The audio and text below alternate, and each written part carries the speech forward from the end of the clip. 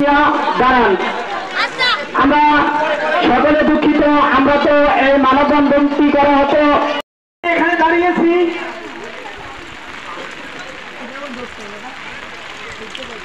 যে নির্মম নিষ্ঠুর হত্যাকাণ্ড হয়েছে তার বিচারের দাবিতে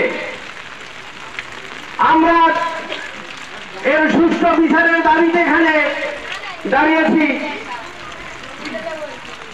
আজকে আমার হৃদয় ভেঙে দেয় যে এত নিষ্পাপ একটি ফুলের মতো শিশু আজকে মা বাবার কোন খাল যারা খালি করেছেন, এই মরিয়মকে যারা হত্যা করেছেন তাদের আমরা ফাঁসি চাই।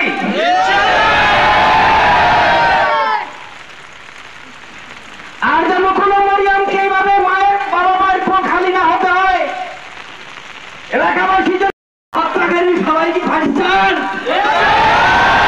ফাঁসি চাই। আমরা আর চাই না যে মরিয়ম ম্যাক্সিমাম টাইমে একই বেঞ্চে বসছে। তো আগে আমার স্কুলে ঢোকার সাথে সাথে ওই চোখটা আমার মরিয়মের বেঞ্চের দিকে চলে গেছে। আপনাদের বলে বোঝাতে পারবো না যে আমার চিৎকার দিয়ে কান্না করতে ইচ্ছা করছে যে ইভাকে একা দেখে মরিয়মকে দেখতে পারলাম না। মরিয়মের যারা এভাবে নির্মমভাবে ধর্ষণ করে হত্যা করছে, আমরা সবাই মরিয়ম হত্যার বিচার চাই, ফাঁসি চাই। এমন কঠিনভাবে বিচার করতে হবে যাতে আমাদের এলাকায় এমন কোনো ঘটনা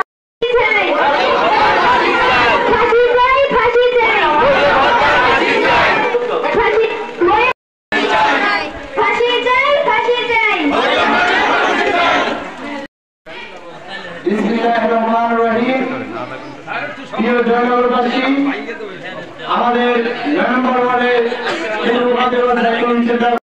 করছে তাদেরকে যে আইনের আওতায় এনে যে ফাঁসি করে ফাঁসি আদেশ দিতে পারে।